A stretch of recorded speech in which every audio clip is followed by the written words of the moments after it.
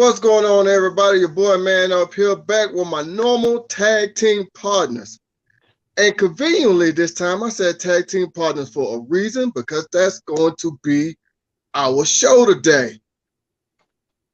Mr. Cedric, Mr. Joey, y'all are both holding up tag team belts. Why Yeah, don't we are. explain y'all belts right now? Hey, man, cause we talk about our favorite tag teams of all time. These are our favorites, not necessarily in no particular order, but these are our favorite tag teams. And in honor of that, I'm holding the two tag team belts that I own. The original NWA US tag belt and the classic WWF tag belt. What about you, Joey? I got this classic NWA World Tag Team title belt on this beautiful dark blue leather here. That's freaking amazing. Now, yeah. one of these things is not like the other. Come on now. Yeah, your boy Man Up here do not own a tag team belt. They was getting on me before we started up here today. Yes, I am wrong for not having one. I will admit. Now they've been teasing me. I got to go get one.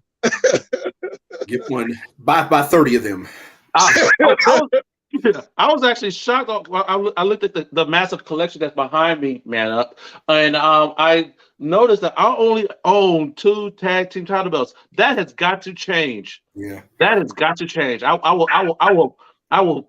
fix that. Hey, speaking of tag team wrestling, but speaking of wrestling in general, yeah, I gotta show you guys something now. Like I gotta throw it over to my main man Rusty Miller, who provided us with this incredible promo here.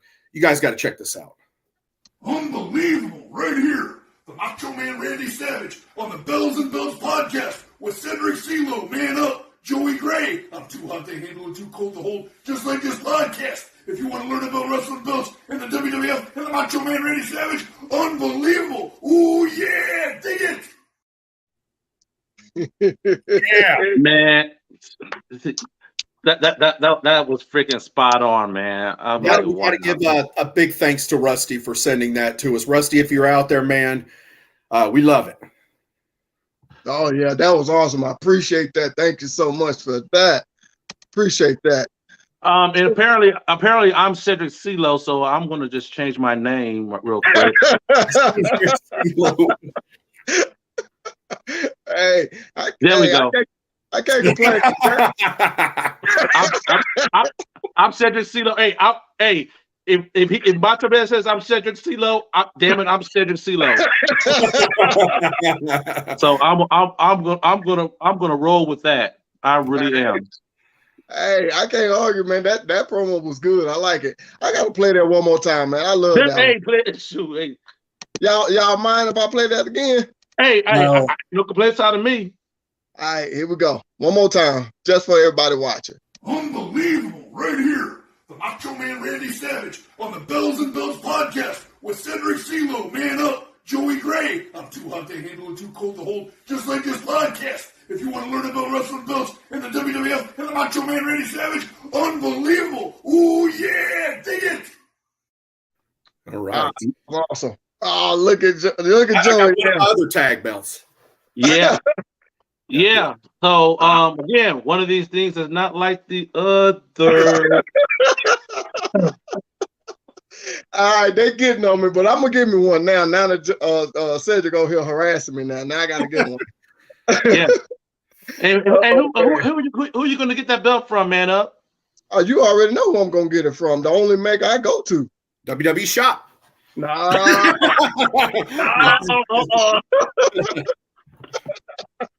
I'm going to the person that I've always been going to for the very longest. Well, the only person. And I'm talking about Jagu. I'm gonna hit him up to get me a tag team. Shout out to Jagu. Exactly.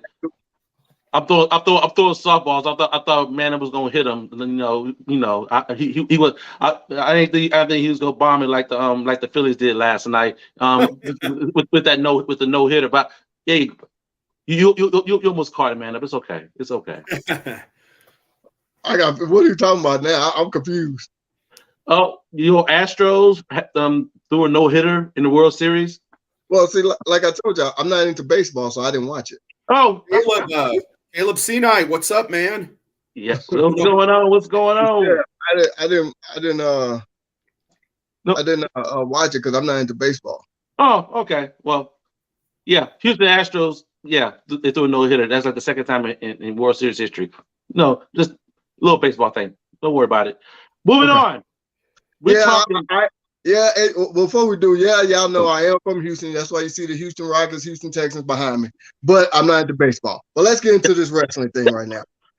All righty. So today's show is going to be about our favorite tag team. Yes, it is going to be a top 10, but on this one here, we're going to go from 10 to 6. And we'll eventually do a part 2 from 5 to 1.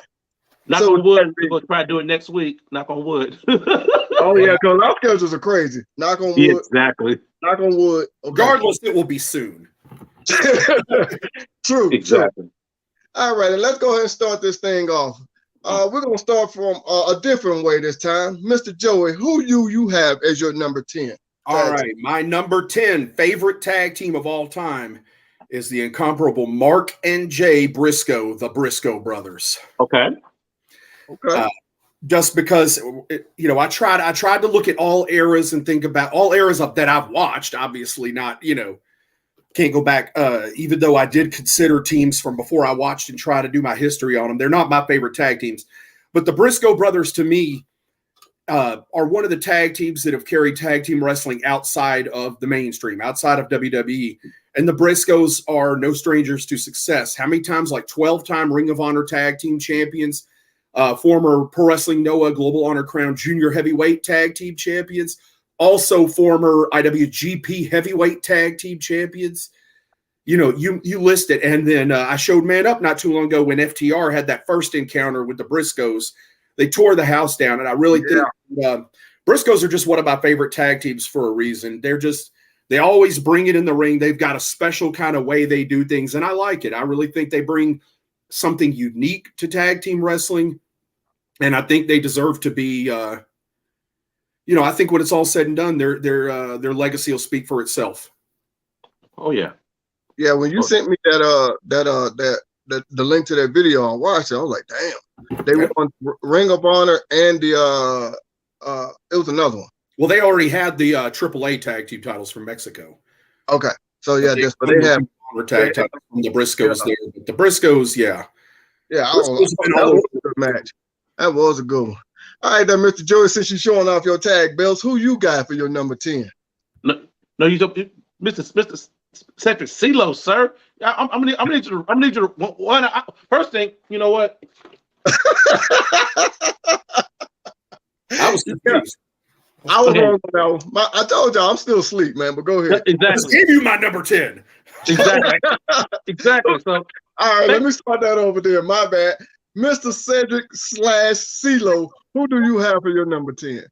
Well, but before I give you my number 10, hey Joey, since we got 2 belts, we can go ahead and do this. Hey, Man Up, can you do that with a tag team belt today? Yeah.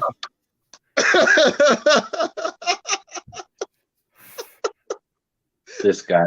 All right, my number 10 is the only team to ever hold the AWA, the NWA, and WWF tag team title. I'm talking, of course, of the Legion of Doom, the Road Warriors.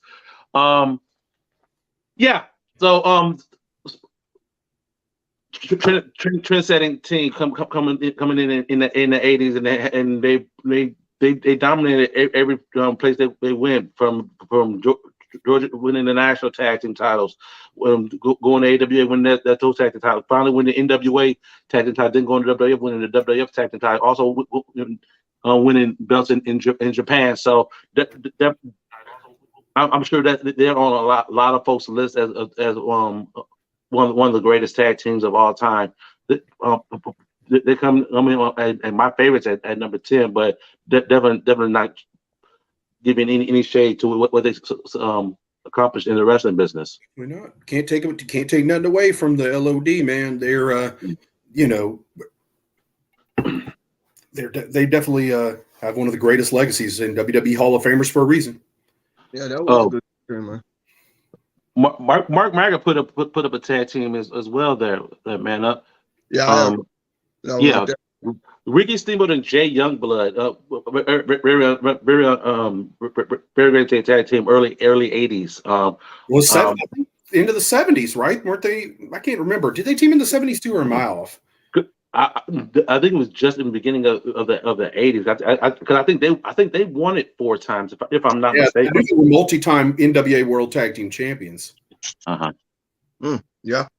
Mhm. Okay. Well, I'm gonna start off with my number 10, and it's gonna be the 2-man Power Trip. I'm pretty sure y'all know who those two are. Mr. Cedric, give me. I know who it is, and I gotta remind myself that this is favorites. Yeah. Favorites. Mark Maggotson's early 80s. All right. Thank you. Yeah. I couldn't remember if it was late 70s or what, but yeah, definitely. Yeah. I got so, but yeah, man up. You said favorites. I'll let you talk that. So Yeah, Shane Walker, the Bruiser and the Crusher. yes. So exactly like I ain't gonna throw no shade to anything, but yeah, the big old brawlers right there, the Bruiser and the Crusher. Like as I continue to go within my freaking wrestling journey, going back and watch some of those old AWA ones, man. I'm telling you, Rock Road Express, Road Warriors, Steamboat and Youngblood, and the Eliminators. The Eliminators, definitely that's a name. So like everybody's going to be so subjective, man, because it's everybody's favorite. But man up, you said the 2-man Power Trip. Please talk us up on that, please. Yeah, I like their 2-man Power Trip with Triple H and Stone Cold when they was heels, and then they also both of them became they were double champ. Also, Austin had the world title and Triple H had the Intercontinental title. It was short lived. Very short lived. I want to say like a few months. I can't remember exactly how long. Well, until Triple H tore the quad off his knee bone. Yeah. That's when they lost the belts. That was the real anything, I would say. Yeah, but I think that was a good tag team because that was a tag team that was thrown together that they already had chemistry with each other, facing each other in the ring already as being opponents. And they are good friends in real life, so they knew how to play off of each other's energy and stuff like that.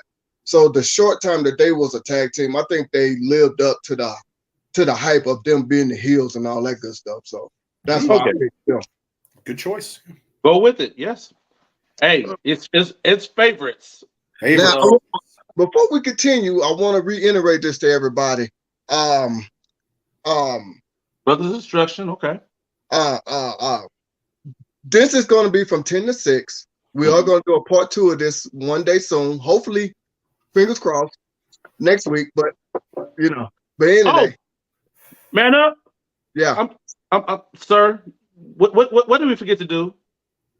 What's that?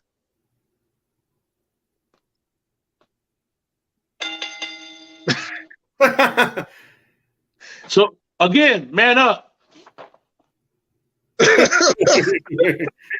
Hey, you are slacking, sir. Never again are you to do a show half awake. Hey, that's why I'm trying to drink my stay awake juice. Okay. Don't know what's in that, but we'll go with it. We're going to make him awake or put him to sleep, one or the other. Exactly.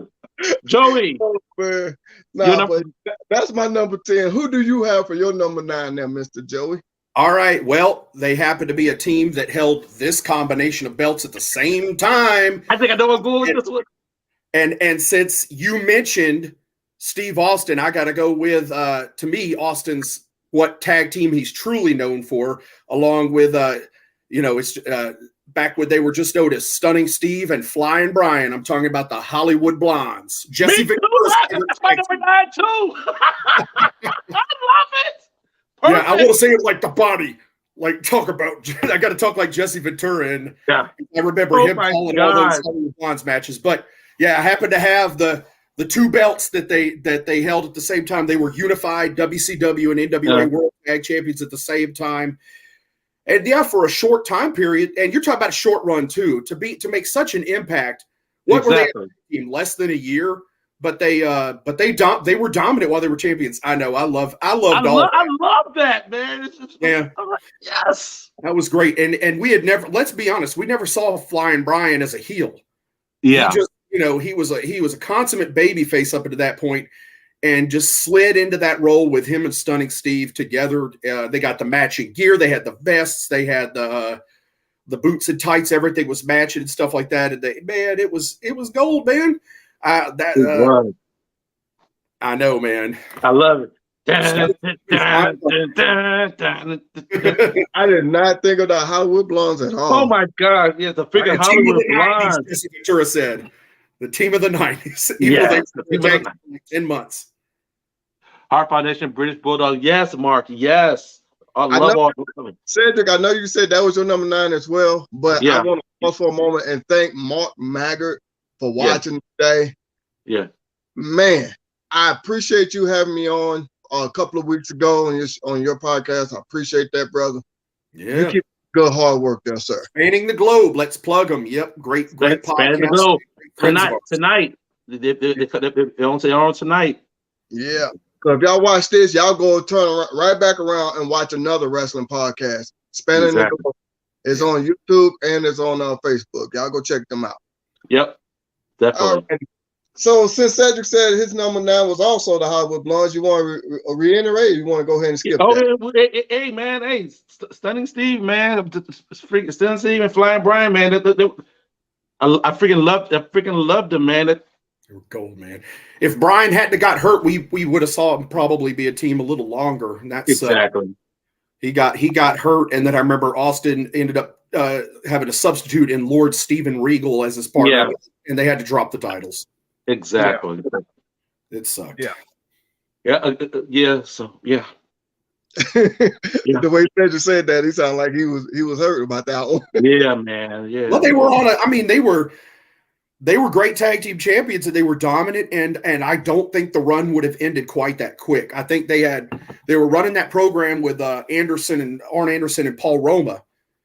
And there was a lot more meat left on the bone there in that feud. Even if they had to switch the belts, I think we would have gotten some more matches with those two teams. Definitely. Okay.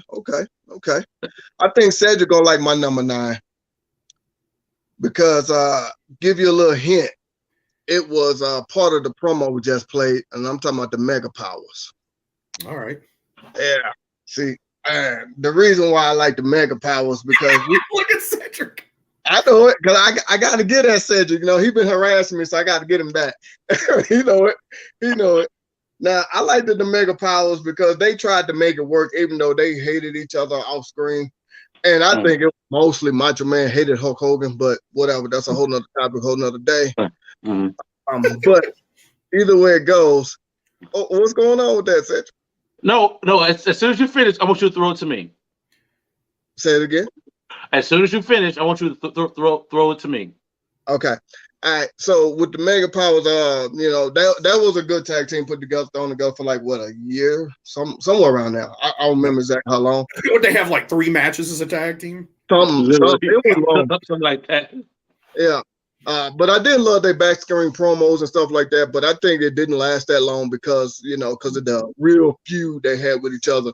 But but what's on your mind there, Mr. Cedric? I'm just going to go ahead and just take that because that is my number 8, actually. So I also go ahead and just segue that. So, okay, I feel you, man up. All right, so as a kid, the joining of the Mega Powers, brother, that puts something on me because that was 1987. I was 10 years old when that happened. So the most popular entities in WWF joined together, formed this mega team. They're like the sky's the freaking limit. I was all in.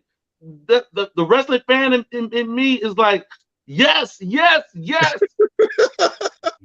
but that literally turned into a 2-year. That was a 2-year freaking storyline that culminated from that alone. From when they joined to when the Mega Powers exploded, that was 2.5 years. That was some long-term storytelling. And it didn't really end there. Let's be honest. They continued. Yeah. And then look at when Macho Man came to WCW after 6 months after Hogan got there, and then they kind of continued on that "Are we friends? Are we feuding?" Right. type thing. You know, hey, they got a lot of mileage out of that feud, but you know, probably would have been a lot better if Hogan had given a little. But I'm not going to say anymore. Yeah, it's so. Yeah, they're my number 8, just off a nostalgic state. All righty. Well, I guess we're gonna skip Cedric on that one. And who you got there for your number 8? All right. My number 8, of course, is the Road Dogg Jesse James and Badass Billy Gunn, the New Age Outlaws. Okay. I had to put them on my list, and got a chance while I was in the business to work with both of them, and I love the gimmick, everything about it. You want to talk about two guys thrown together that got a million miles out of a gimmick, you know. Those guys still to this day, if they could and they came back, they'd get a pop. You know what I mean? Like they just exactly timeless. Yeah, I mean it's you know, it was really special. Again, they put two guys together that had nothing going on, right. No direction, were bottom of the card, you know, like and had nothing, and then they got together, and then we're talking about they got themselves over to the point where, you know, where they weren't part of DX, and then they had no choice but to put them in DX because they were so hot. And I mean, the rest is history. They split up for a while. They came back together. We're talking about in their first run. Right. And they had a lot of success out of that. And then when they both came back to the company, 10 years ago or whatever, it was on fire again. They had another run with the belts. Yeah. Yeah. Yeah. That was a good one. I'm not gonna lie, I forgot all about that, about the New Age Outlaws as well. Wow. And the thing about it is there is a lot of tag teams that is not going to be on our freaking list. Not taking anything away from any of them, but these are our freaking favorites. So but see, my thing with that though, when I was making on my list, I thought about DX, and the part of DX I was talking about was when it was only Shawn Michaels and Triple H. You know, two people. But they really didn't team that much though, really. That's true, but that's what I was thinking about. But to me, that's this is just my opinion, but to me, that's like the crappy period of DX. Okay, yeah. That's just my opinion. I think that was not the same thing. The Midnight Rockers, Mark. Okay, all right. From the AWA. Okay. Well, my number 8 is a more recent tag team, and you got to give it to them whether you like them or not. They are doing their thing, and I'm talking about the Usos. Like a 10, 11-time tag team champion, whatever it is, maybe. I think they just broke the New Day's record of what? If they didn't, they're close to it. Yeah, it's something like that. But anyway, I know they were somewhere around there for the break it or already broke it, whatever. But the Usos, you know, I love the fact when they first came out, you know, when they first debuted, you know, they was of course, you know, being kind of pushed, I guess you could say, by their dad Rikishi, and you know, they kind of stepped into their own thing now. Before they became the Bloodline, and you know, was always feuding with the New Day. To me, that was some good feuds back and forth. Yeah, it did kind of get tired. I kept seeing that over and over, but I still enjoyed it. Don't get me wrong. Mm-hmm. Also, too, now where they are right now is the undisputed tag team champions. Yeah. Hey, whether you like them or not, they doing their thing. They, you know, they holding their own. They beating up all comers. You know, the Street Profits can't hang with them. Nothing. So kudos to them.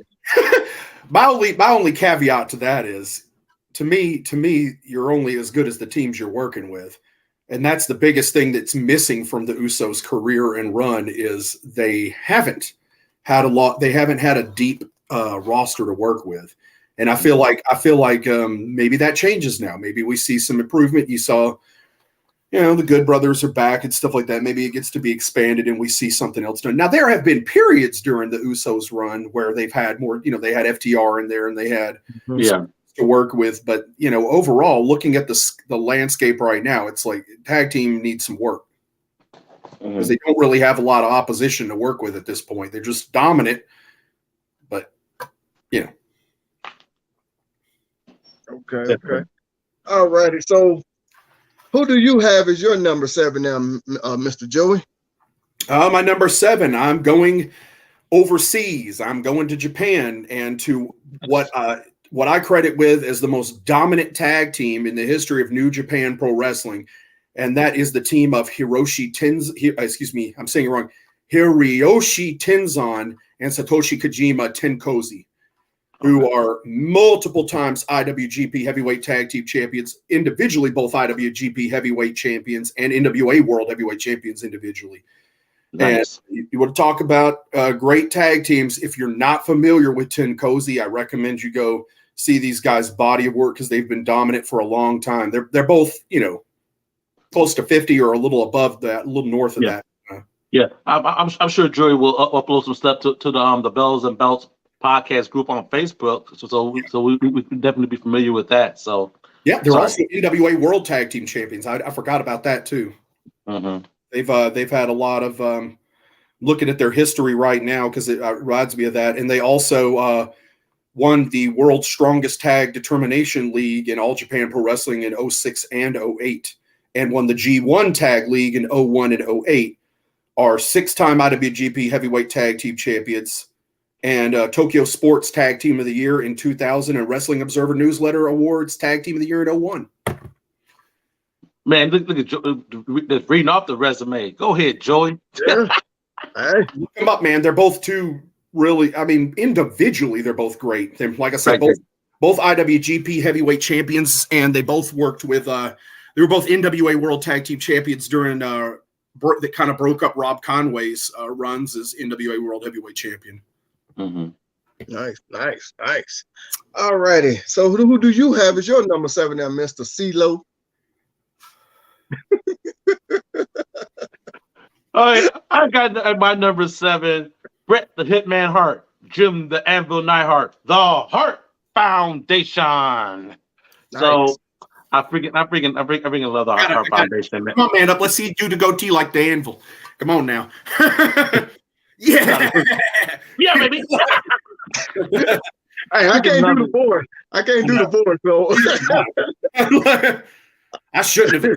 Oh my gosh!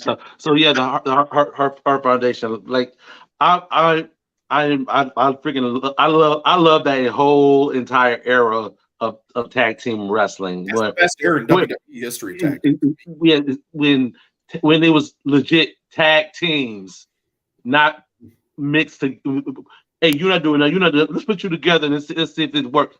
Yeah. No, I have a true passion for those team that work together team. And just a spoiler, the rest of my list are legitimate tag teams. So that just a spoiler on that one. Yeah.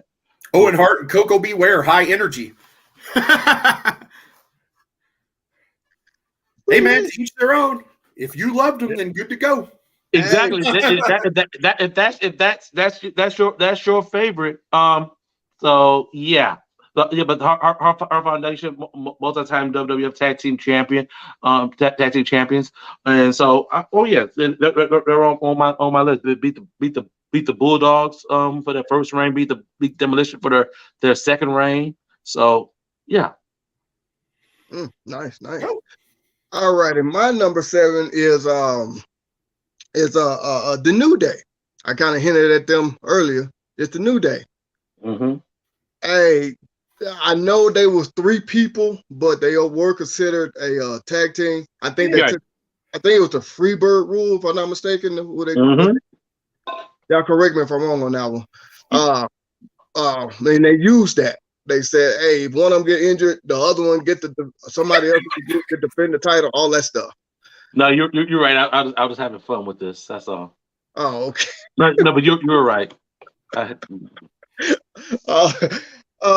you made me lose my train of thought. I know. But yeah, but I like the New Day, you know, but I guess because of my personality, I am a goofy person. I love to laugh, joke around, Right. and watching them, you know what I'm saying, with the positive energy, whatever you want to call it, and you know, and with them always having fun. You know, they saying they thinking outside the box. They're not going to be your normal tag team champions. They're going to do what makes them feel comfortable, and that's just having a good old time. Mhm. And to me, that's awesome. And when you get a belt customized for you as you being the longest reigning tag team champions of all time in the WWE, can't argue that. That's good, you know. It's cool. Because I don't think they ever done nothing like that before. So with that being said, you know, the Usos to me, excuse me, not the Usos, I'm sorry, the New Day to me is one of the best, if not the best tag team of all time. All right. Okay. All right, who do you have as your number 6, Mr. Joey? All right. My number 6 is my favorite tag team in the history of TNA and Impact Wrestling, and that would be the original, like, most dominant tag team of the early years is Cowboy James Storm and the Wildcat Chris Harris, America's Most wanted. You want to talk about a tag team in the history of professional wrestling that I don't think you can argue this. They did a lot to bring back tag team wrestling in a period where it wasn't very featured, and for them, and they brought back what Cedric was referring to in the 80s of having legitimate tag teams with matching gear that try to really bond together, really form that tag team persona together. And you're talking about 2 guys that were previously signed to WCW, never really got their chance to get out there and be seen more. But when they came to TNA, you know, somebody saw it in them that they had a look that might complement each other, and they had it. You know, they were very, very dominant, like 6-time NWA World Tag Team Champions, and to this day, you know, we've seen them come back recently on Impact Wrestling to do something together. Even though Chris Harris's health is not that great, but anyway. Speaks to themselves. I'm a big fan of America's Most Wanted. I wish Chris Harris was in better health so they could come back and have a longer run somewhere, but it is what it is. It is what it is, exactly. Yeah, hey, can't argue that. All righty. What is Cedric doing over there? I found another tag team belt there, man up. So I actually have 3 tag team belts, not just 2.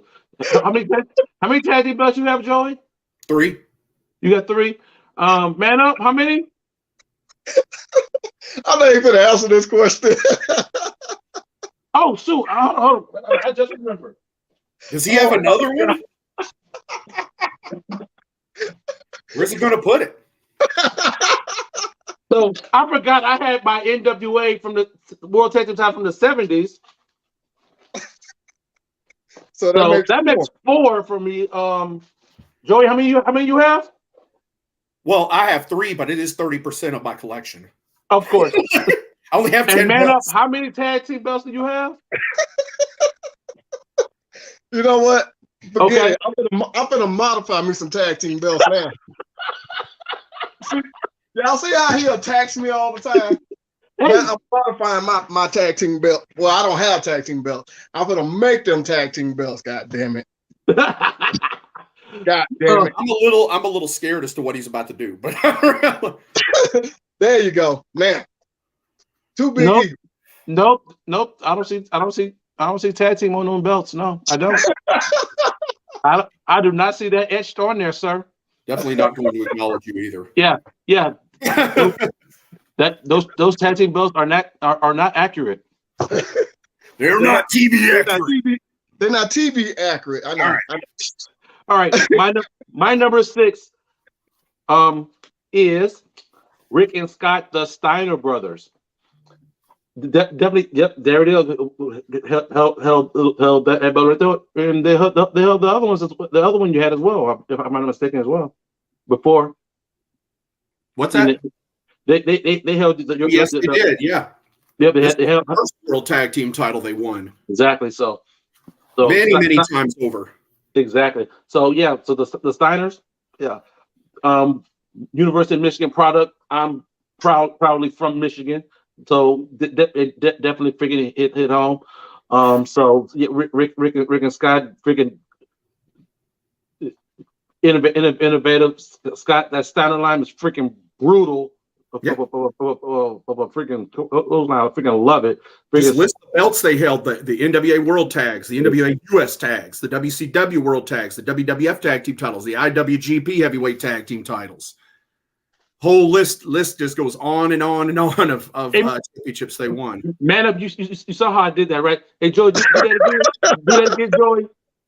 Oh, I can't recruit you. They have the NWA tag team title, the NWA US tag team titles, the WWF tag team titles, the IWGP Heavyweight Tag Team titles. So yeah, a cavalcade of championship belts. You saw how I did that, man up. Yeah. I see what you're doing. You're doing. Okay. Y'all see he making me suffer here, y'all. Hey, you know what, man? Go ahead, give me full screen. I could do that again. Just give me full screen so I can do that again. So, oh man. So WWF tag team titles, NWA US tag team champion. Yeah. So NWA US tag, WWF World Tag, NWA World Tag, WWF World Tag, IWGP Heavyweight Tag Team title. So yeah, the Steiner brothers at my number 6. Yeah. Oh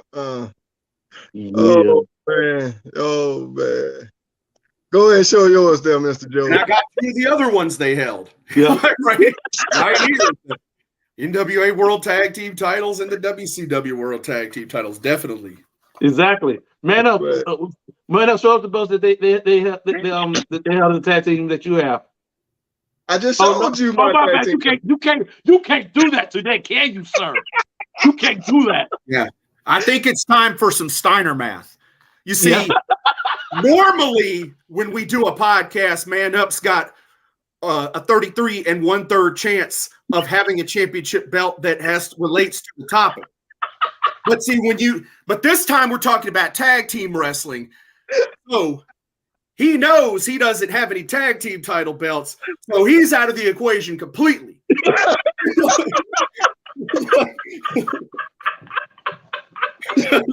my God. I love Steiner math. I love it. So if you take Cedric's 40% chance of having all the belts and my 30% chance of having all the belts, and then you take the 30% that Man Up doesn't have.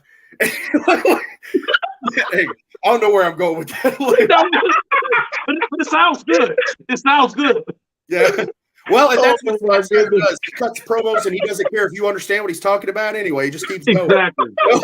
Like the big bad booty daddy. Exactly. Hey, Man Up. Look what I'm doing. I'm lifting weights with my tag team belts. All right, Man Up. Come on now. Who's your number 6? Let's get on. All right. My number 6 is going to be an unlikely tag team that y'all talking about. This kind of mimic what Cedric was saying, but I'm talking about the Rock and Sock connection. I think those two was pretty decent, for a while. Especially that one promo that The Rock was cutting with Mick Foley in the ring, and Rock accidentally dropped his glasses. They kind of went off script. Mick Foley picked them up. That's one point in time where Vince wanted them to go heel, but they got such a positive reaction from the crowd. Mick Foley went backstage and said, "You know what? I don't think it's a good idea for us to go heel." And they stayed a tag team. Stay face for a while. What you doing, Cedric? Rock and Sock Connection, former WWF World Tag Team Champions. Oh, okay, yeah. And if I'm not mistaken, when they split up, I think The Rock had turned on him. And that was a great comedic tag team. I had fun watching them, especially when Mick Foley tried to surprise Rock with "This Is Your Life" moment or something like that. Still one of the best segments ever. Yeah, that reminds me. To me, Sami Zayn's like the modern day Mick Foley with the stuff he's doing. Good comparison. Very Yeah, good you for really think wrestling. about it, the way he's cutting the promos, the comedy in it, and with the bloodline and everything. He has that kind of potential. Imagine right now if Roman wasn't the world champion, and if Sammy and Roman had like a tag dynamic like that, they could make money with that, man. They could do it. It could be done. One who's very serious, very kind of linear, and then another one for the comedy relief. It's kind of, but that's yeah. That was great because they had feuded for so long anyway with Mick Foley and The Rock trading the WWF title and stuff. It really came together. That's kind of cool. That was a good comedic tag team. But yeah, that's my number 6 there. So what are we supposed to do with the rest of this time? I got us covered. So we're each going to give 2 folks who didn't make the list from the honorable mentions. Okay. So I'll go ahead and get it started. Like just outside of my top 10, I got 2 teams. The first one, Cowboy James Storm, Bobby Roode, beer, money. Yeah, that was great. Oh my God! Yeah, I freaking loved it, man. Yeah. I sound Oosie. Oh my God. Oh God. Feeling very oozy. Yeah. Oh God. And then Jay having his hands completely covered his face while he's trying to get it out. That was pure comedy, man. Just watch them not cracking. They were cracking up in the middle of the ring, like they could not stop laughing. They trying to be serious. Even Paul Heyman was on the side laughing his butt off. That's how you know nobody scripted that. Yeah, that came from Sami Zayn's mind at that moment. It had to have. Hey, it worked. It worked. That's all I can say. I got one that's honorable mention, and I'm talking about Eddie Guerrero and Rey Mysterio. I noticed something. Have you picked a tag team yet that was a tag team longer than like 2 weeks, like a few months? No. All your tag teams are just that went together for a short run. One I have, and I said the Usos. Okay, fair. That is true. He did say no, He did. 2 Usos in the New Day. Yeah. Okay. All right. Fair enough. He keeps this theme of just 2 single stars that just got thrown together, and you know, exactly. I'm just like, really? All right. Your favorite? I don't care. Yeah. You're entitled to you're entitled to be a favorite, but still you're. Just saying. And just like you can have your opinion, I have mine. Oh man. But yeah, Eddie and Ray to me was a great tag team. You know, it was short lived. I think that's when it got they got split up with that I'm Dominic's father segue or whatever, if I'm not mistaken. Mm-hmm. It was pretty cool, you know, seeing them because they were basically brothers, basically. I mean, I know they're not related, but you know what I mean. Oh, yeah. And even to this day, I just got to watching a documentary on Rey Mysterio not too long ago, a few days ago, whatever. And Ray still goes to Eddie's grave and, you know, pay homage and tribute to Eddie and all that good stuff. So exactly. So I gotta throw that in there. All right, Joey. Hey, I'm gonna quiz you now, man. I'm gonna quiz you. There's one tag team in Eddie Guerrero's history. Say it again. Start over. Okay, I'm gonna quiz you real quick. Since you mentioned Eddie Guerrero, I'm gonna name an honorable mention that I don't know if you're familiar with, but you should be. If you look in the totality of Eddie Guerrero's career, there's a tag team he was very known for prior to coming to WCW and WWE, and I wonder if you're familiar with that. And they were very dominant, and I want to say rest in peace to the legendary, and take it from us way too young, Art Barr, with Eddie Guerrero and Art Barr, known as, was it Los Gringos Locos? I don't think I know that one. I don't think so. Yeah, I will do say your that. Eddie Guerrero history. Yes, indeed, man. That's where even when he came to ECW, he still had that American flag gear that was from that run in AAA. Man, go back and check out, and I'm going to see if I can find the link to it. It's a AAA pay-per-view that happened in California, I believe in LA, called When Worlds Collide. Okay. And that was Mike Tenay's first role as a commentator on any kind of American TV. And that's where WCW found him and decided to hire him to become an on-air announcer. But you've got to see it. At one time, it was a whole faction too, and Conan was part of it. And those guys, you want to talk about nuclear heat? Look them up. Art Barr and Eddie Guerrero, man. Awesome. Okay. Nah, that's a good one. I didn't know that one. I don't think I know that one. I remember that American flag onesie or whatever you want to call it, suit that he used to have. It was like a jacket and long tights. That's all it was, yeah. Yeah, I remember that. But no. Public Enemy. Okay, that's another tag team from ECW. And WCW. Hey, Larry, we like the party. I love it. Joey, one of my honorable mentions. I'm going to take you back. We're going back to the territories. This tag team competed and won titles in World Class, UWF, NWA. I'm talking about Tommy Rogers, Bobby Fulton, the Fantastics. I love their freaking look, the tag team chemistry. Their feuds with the Midnight Express are freaking legendary. Yeah. But they don't get enough credit, definitely. But yeah, they were awesome tag team. The Midnight Express and the Sheep Herders.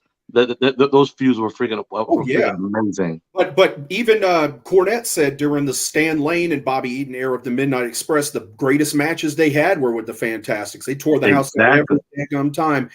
Though, yeah, they don't get a lot of credit. And I'll tell you this, I'm gonna drop another fact on you. Okay. The move that is known Christian used as the unprettier. That move was originated and invented by Tommy Rogers, and it was originally called the Tamikaze. Nice. Where he puts the head under the back and drops him down. Uh-huh. Yeah, Christian stole that from Tommy Rogers. What is it stolen in the wrestling? It's crazy. I know, but yeah, a lot of credit, man. And they had runs in Japan after their runs in the United States, and Tommy ended up. Bobby kind of semi-retired, and Tommy kept going there. And I got to work a little bit on some shows with Tommy Rogers, and nice. He's fantastic. Got literally fantastic, but literally. Taken from us way too young again. Yeah. Their look was simple. They had the bow ties, the little suit vest, and the just the single colored tights with the black knee pads and white boots, but it worked. Yeah. They go around the ring. Girls giving them kisses. It was they were over. They were over, especially in the South. Former U.S. Tag Team Champions, since you got that belt up. Thank you, Joey. Thank you, Joey. Appreciate it. So, so now being we talk about tag team, but now I gotta get a world class tag team titles. I gotta get UWF tag team titles now. I gotta get NWA tag team titles. I gotta get WCW tag team titles. So I gotta get all these freaking titles. That's gotta happen. So what you're saying? You trying to tell me I need to go get some tag team titles? Hey, you're a grown tail man. You can do what you want. I think you're throwing me here. All I'm gonna say is I'm lacking tag team title belts in my collection, and I feel like I need more tag team championship belts. What about you, Joey? I just need more cowbell. This is not really. Never mind. That's. Oh man. Get it, you get it. Oh. Right. Nah, but I'm going to get me one now. Or going to get me one. Might get two. I don't know, but we'll see. Since you're such a big fan of Kane, you gotta look into the WWF tag team titles he had and the WCW tag team titles. Even though I'm gonna quote the Steiner brothers, they don't remember seeing you around WCW Dudley Boys. When the Dudley Boys would tell them they were former WCW tag team champions, Scott was like, I was in WCW for a long time. I don't remember seeing you around there. I remember that. I love that. That's a freaking classic. I love it. And he's right. It's true. Very true. Claim to be champions of a company you never wrestled in, but Boy, I'm telling you, what once you own property, huh? Yeah. Good. That's a good one though. I remember them saying that. Alrighty. So once again, y'all, I want to say thank y'all for joining. You know, we had a good time. Hold on, I thought we were going to give another honorable mention. Did we do? Yeah. I we got a little more time. We got time too. I wasn't done. Yeah, you were. You were doing the wrap up. Oh, I'm not closing. I was gonna say something else. Okay. Let me put this out real quick. Who shout out Jagu? Facebook user, it's not coming up with your name. Can you type your name in right here so we can see so he can get a proper shout out from you? I saw TKO Simpson is watching. What's up, man? What's up? Thank you for watching, wasting some time with us. We love it. So what I'm finna get ready to say, I want to say thank everybody for watching. I appreciate everybody. I'm not closing the show at this particular moment. I just want to give a thank you to everybody. Yeah. You know, because what's up, brothers? What's up? Because without y'all, this thing is not gonna go forward. So let me go ahead and give one more honorable mention, and I brought them up a little bit earlier because I was kind of weary. Should I put them as a tag team? But I guess you could say they kind of was because there was only two of them left in the group, and I'm talking about Shawn Michaels and Triple H. They were very entertaining, and when it was just them two, especially, I think the best match they had, in my personal opinion, when it was just them two, was that SummerSlam. I forget what year, but it was like Shawn Michaels when he returned, I guess, and they faced Legacy, Cody Rhodes and Ted DiBiase Jr. And I think that was a great match, a great entrance by them two. When they came in with the tank, had the army people shooting whatever kind of guns up in the air and stuff like that. I thought that was an awesome entrance. And Michael, I can't believe last name. Yeah. Valione. I think. Hopefully, I said it right. I know he's probably like, no, it's Valione or something like that. Yeah. I didn't want to butcher it, so I just said Michael. Yeah, nice. He got that beautiful WCW TV title he got from Jagu. Nice. Yeah, that was a good match there. And but that's the reason why I wanted to bring them up, because they did kind of, I guess you could say, was a tag team. I don't know how you want to phrase that because everybody gonna look at that different. But I'm looking at it different, like kind of like how you brought up the 2-man power trip. Like it's like, okay. Yeah, they were associated together, but we weren't really tag teams like that. But you know, it's your favorite. Well, Shawn and Triple H did win the tag titles for like 2 weeks, didn't they? Yeah, they did. He did win them. Just sure, like okay, just like the 2-man power trip, they won the tag team titles as well. They won them from the Brothers of Destruction. Yeah, but all right, yeah. So in freaking Mega Powers didn't. So okay, I give you that then. I'll give you that. A little bit. We got all right. So we got a little bit of time left. I do want to touch on a little bit of current events. And this is especially for Joey.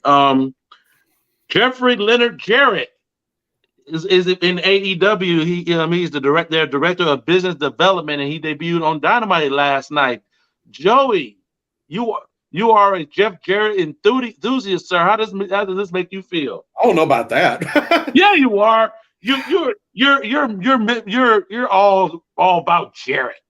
Well, I like him. I like him as a person too. He's a nice guy in real life. I mean, and one of the most giving people I've ever seen work on a show. And contrary to Mike Graham's comments, he did draw money.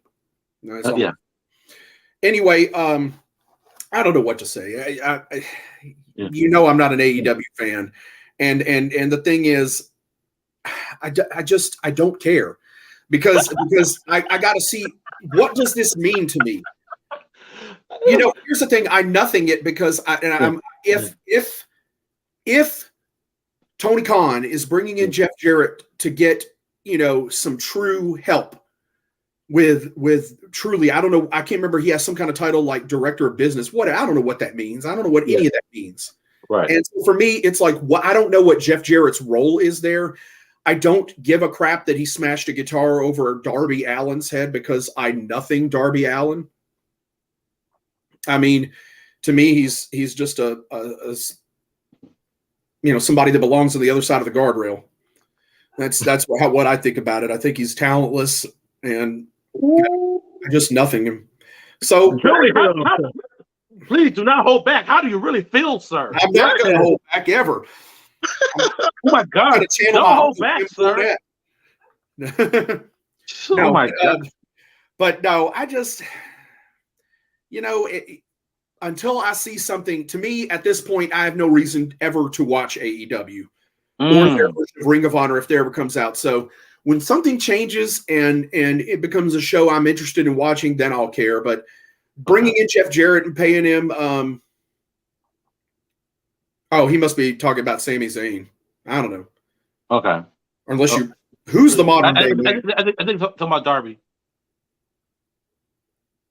I think the modern day man. I think talking about Darby. Okay. Yeah. It's like nuts. Oh.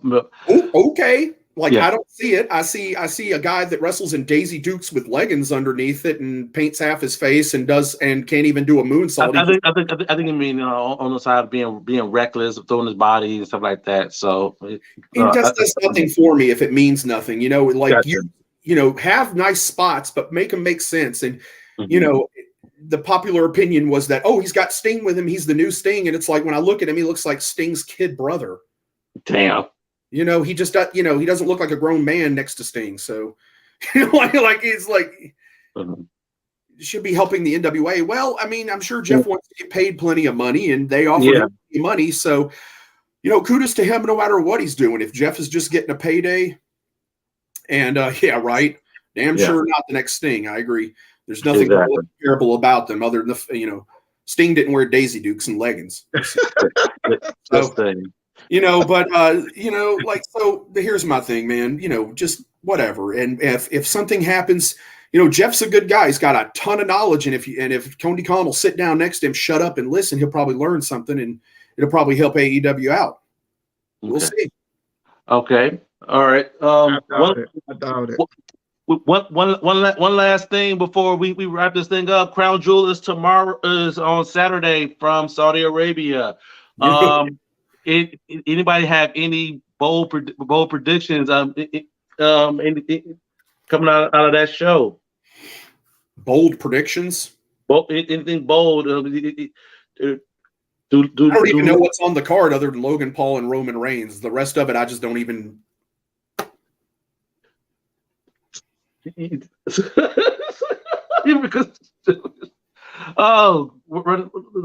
Off top of my head, we got Bayley going against Bianca Belair, last woman standing.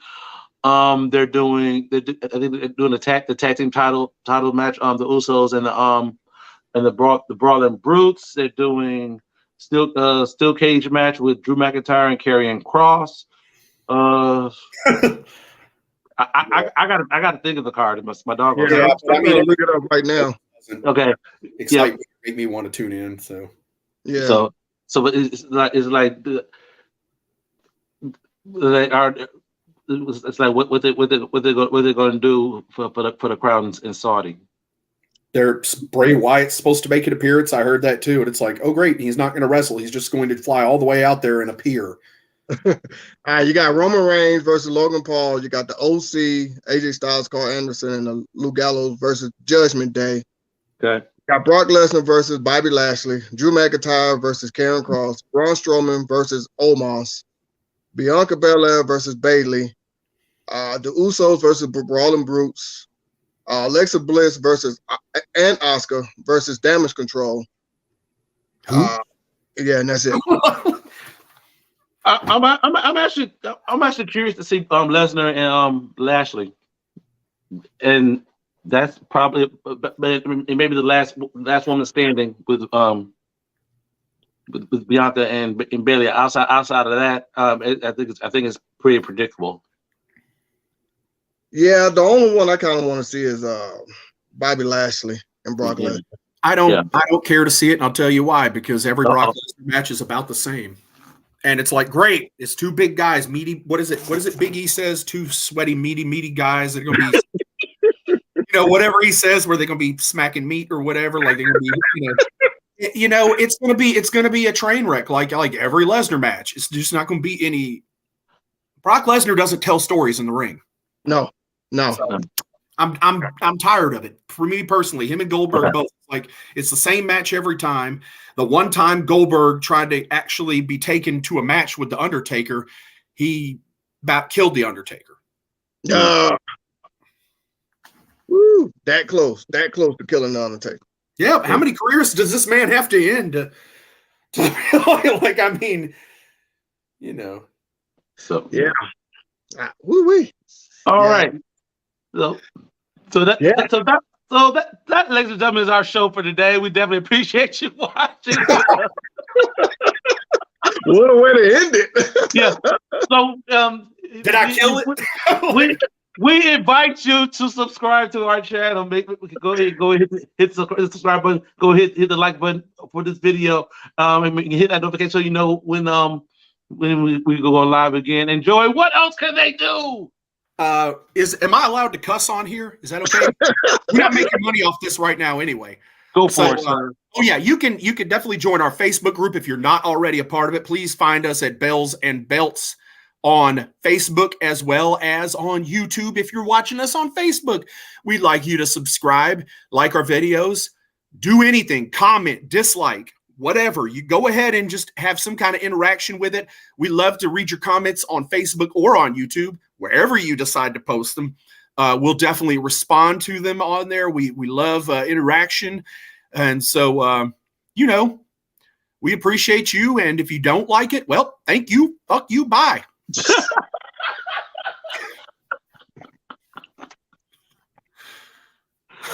Oh my God. So for all of us here at Bells and Belts Podcast, we definitely say thank you very much for tuning in. There's a closing bell, and we will see you all next week here at Bells and Belts Podcast.